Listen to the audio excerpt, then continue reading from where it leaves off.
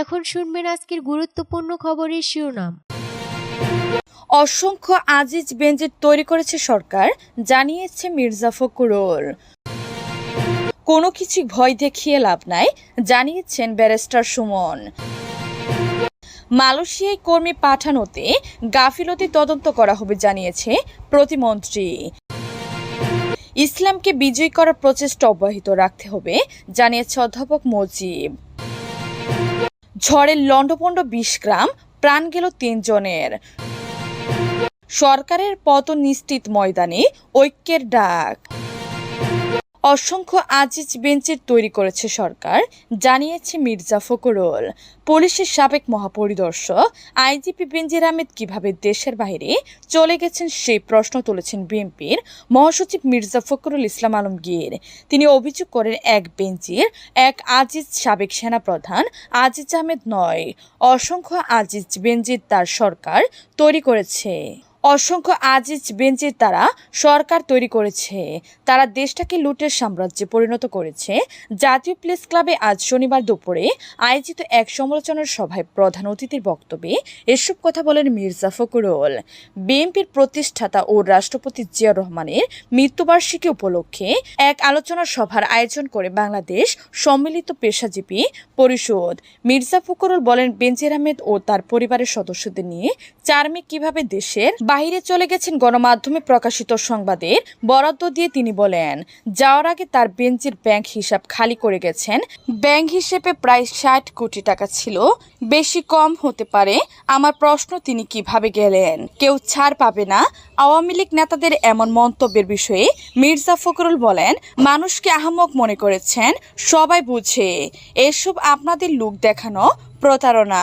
যেভাবে এখন পর্যন্ত প্রতারণা করে দেশ শাসন করছেন, বিএনপি হেরে গেছে এটা মনে করার কোনো কারণ নেই বলে মনে করেন দলটির মহাসচিব। তিনি বলেন, আমরা লড়ছি, মরছি, আত্মত্যাগ করছি, কোনো কিছুর ভয় দেখিয়ে লাভ নেই, জানিয়েছেন ব্যারিস্টার সুমন। ব্যারিস্টার সৈয়দ সাইদুল হক সুমন বলেছেন, যেই লোক মরা নদীকে উদ্ধার করে স্পিড বোট চালাতে পারে তাকে কোনো কিছুর ভয় দেখিয়ে লাভ নাই। মাত্র ৫ মাসের ব্যবধানে মরা নদীকে পরিষ্কার করে আজ স্পিড বোট চালু করেছে। এর জন্য দরকার ছিল শুধু আমাদের একটু ইচ্ছা শক্তির। শনিবার সন্ধ্যায় চুনারু ঘাটের পুরাতন খোয়াই নদী পরিষ্কার শেষে আনুষ্ঠানিকভাবে লেকের কার্যক্রম উদ্বোধনী অনুষ্ঠানে তিনি কথা বলেন। জমকালো আয়োজন করা আতশবাজির মধ্যে উদ্বোধন করা হয়। ব্যারিস্টার সুমন বলেন, সারা বাংলাদেশে কোনো এলাকা এত সম্পদ নাই যে পরিমাণ সম্পদ আমাদের চুনারু ঘাটে আছে। চুনারু ঘাটের একটা ছেলেও লাখ লাখ টাকা খরচ করে বিদেশ যেতে হবে না। আমরা বিদেশকে কেন পরের গোলামি করব। এই উপজেলায় ৫ তারকা হোটেল হবে, আধুনিক পর্যটন কেন্দ্র গড়ে তোলা হবে। এখানকার সব ছেলেমেয়েরা কাজের সুযোগ পাবে এবং পর্যটন এলাকায় উপস্থিতি জনতার উদ্দেশ্যে তিনি বলেন, আসুন আমরা সকলের দলের ভেদাভেদ ভুলে চুনারু ঘাটকে উন্নয়নের মডেল হিসেবে গড়ে তুলি। আমি যতদিন বেঁচে আছি ততদিন চুনারু ঘাটে কোনো অন্যায় আমি হতে দিব না। আগামী ৫ বছর পর আমার প্রধানমন্ত্রীর কাছে সোনার বাংলা গড়ার একটি ধারণা তুলে ধরব। প্রসঙ্গত, হবিগঞ্জ ৪ আসন থেকে সংসদ সদস্য হিসেবে নির্বাচিত হন। নির্বাচনের আগে পুরাতন খোলাই নদীকে দূষণ ও দখলমুক্ত করার প্রতিশ্রুতি দিয়েছেন তিনি। মালয়েশিয়ায় কর্মী পাঠানোতে গাফিলতি তদন্ত করা হবে, জানিয়েছে প্রতিমন্ত্রী। মালয়েশিয়ায় কর্মী পাঠাতে না পারার কারণে অনুসন্ধানে তদন্ত কমিটি গঠন করা হবে বলে জানিয়েছেন প্রবাসী কল্যাণ ও বৈদেশিক কর্মসংস্থান প্রতিমন্ত্রী রফিকুল রহমান চৌধুরী। এছাড়াও এই সংকট তৈরির পিছনে যে বা যারা জড়িত তাদের বিরুদ্ধে শাস্তিমূলক ব্যবস্থা গ্রহণ করা হবে বলে জানান তিনি। শনিবার ১ জুন দুপুরে সিলেট সরকারি আলিয়া মাদ্রাসা পরিদর্শন শেষে সাংবাদিকদের এক প্রশ্নের জবাবে এসব কথা বলেন প্রবাসী কল্যাণ প্রতিমন্ত্রী। তিনি বলেন, ৫ লাখের বেশি কর্মী পাঠানোর জন্য মালয়েশিয়া সরকার কোঠা দিয়েছিলেন। সেই কোঠা পূরণে কাজ করছিল বাংলাদেশ রিক্রুটিং এজেন্টের সংগঠন বাইরার সাথে কথা বলে কাদের ভিসা করেছে আর কাদের ভিসা হয়নি সেই তথ্য পাওয়া যায়নি। বাইরা সেই তালিকা দিতে না পারায় ফ্লাইটের সমস্যা হয়েছে। তিনি আরো বলেন, পরবর্তীতে কর্মী পাঠানোর জন্য 22টি বিশেষ ফ্লাইটের ব্যবস্থা করা হয়। একই সাথে মালয়েশিয়ার সরকারকে সময় বাড়ানোর জন্য চিঠি পাঠানো হয়েছে, তবে এখনও সেই চিঠির উত্তর আসেনি। প্রতিমন্ত্রী বলেন, এ সমস্যার সমাধানে দূতাবাস ও মন্ত্রণালয় কাজ করে যাচ্ছে। যারা হয়রানি করেছে তাদের ব্যাপারে আইনগত ব্যবস্থা নেওয়া হবে। মাদ্রাসা শিক্ষার উন্নয়নে বর্তমান সরকার ব্যাপক গুরুত্ব দিচ্ছে উল্লেখ করে প্রবাসী কল্যাণ প্রতিমন্ত্রী বলেন, শিক্ষকতা পেশায় সাফল্য এবং আলোচিত মানুষের দ্বারা দেশ করার জন্য সবচেয়ে বেশি দরকার কমিটমেন্ট। এর জন্য শিক্ষকদেরও কমিটমেন্ট থাকতে হবে। ইসলামকে বিজয়ী করার প্রচেষ্টা অব্যাহত রাখতে হবে, জানিয়েছে অধ্যাপক মুজিব। বাংলাদেশ জামায়াতে ইসলামের নায়েবি আমির ও সাবেক এমপি অধ্যাপক মুজিবুর রহমান বলেছেন, সকল প্রতিবন্ধকতা মোকাবেলা করে ইসলামকে বিজয়ী করার প্রচেষ্টা অব্যাহত রাখতে হবে। তৃণমূল পর্যায়ে ইসলামের দাওয়াত পৌঁছে দিতে হবে।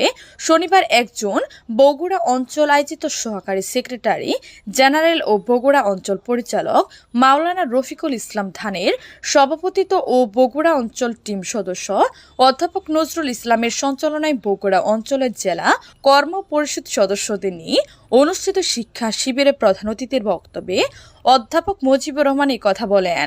তিনি বলেন, ইসলাম হচ্ছে আল্লাহর মনোনীত একটি জীবন বিধান। এটি রাসূল সাল্লাল্লাহু আলাইহি সাল্লামের মাধ্যমে আমাদের কাছে বিজয়ী জীবন বিধান হিসেবে এসেছে। তাই আমাদেরকে এই দিন প্রতিষ্ঠার আন্দোলনে সক্রিয় থাকতে হবে। এই আন্দোলন করতে গিয়ে বিপদ মুসিবতকে ভয় পাওয়া যাবে না।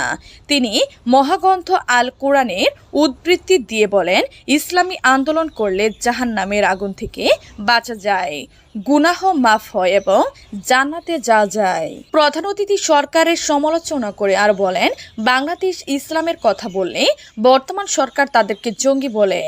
অতীতের ফেরানের ন্যায় সরকার জনগণের সাথে আচরণ করছে। নেতাকর্মীর উদ্দেশ্যে তিনি বলেন, শাহজাতের আকাঙ্ক্ষা নিয়ে ইসলামী আন্দোলন করতে হবে। জান ও মালের কোরবানির মাধ্যমে জান্নাতে যাওয়া যায়। শহীদ হতে চাওয়া জান্নাতে যাওয়ার বড় ধরনের উপায়। ঝড়ে লন্ডভন্ড 20 গ্রাম প্রাণ গেল 3 জনের। ঠাকুরগাঁয়ের বালিয়াডাঙ্গি উপজেলায় 15 মিনিট ঝড় ও প্রবল বৃষ্টি হয়েছে। এই সময় ঝড়ের কবলে পড়ে 2 নারী ও বৃষ্টিতে জমে থাকা পানিতে ডুবে 2.5 বছরের এক শিশুর মৃত্যু হয়েছে। শনিবার ভোর 5টার দিকে এই ঘটনা ঘটে। ঝড়ে উপজেলার 2 ইউনিয়নের 20টি গ্রাম লন্ডভন্ড হয়ে গেছে। কাঁচা বাড়ি ঘরের টিনের চালা উড়ে গেছে। গাছ ভেঙে পড়ে ক্ষতিগ্রস্ত হয়েছে শতাধিক পরিবার। মারা যাওয়া ব্যক্তিরা হলেন উপজেলার পাড়িয়া ইউনিয়নের শালডাঙ্গা গ্রামের পয়নুল ইসলামের স্ত্রী ফরিদা বেগম, একই গ্রামের দবিরুল ইসলামের স্ত্রী জাহিদা বেগম ও একই উপজেলার দৌস ইউনিয়নের লালাপুর নয়াপাড়ার নাজমুল ইসলামের ছেলে নাইম। পয়নুল ইসলাম বলেন, সকালে ফজরের নামাজ পড়তে মসজিদে গিয়েছিলাম। সেখানে থাকা অবস্থায় ঝড় শুরু হয়। বাড়িতে ছুটে এসে স্ত্রীকে খুঁজে না পেয়ে ডাকাডাকি শুরু করি। পরে বারান্দায় পড়া টিন ও ছাউনি সরিয়ে দেখি নিচে চাপা পড়ে আছে।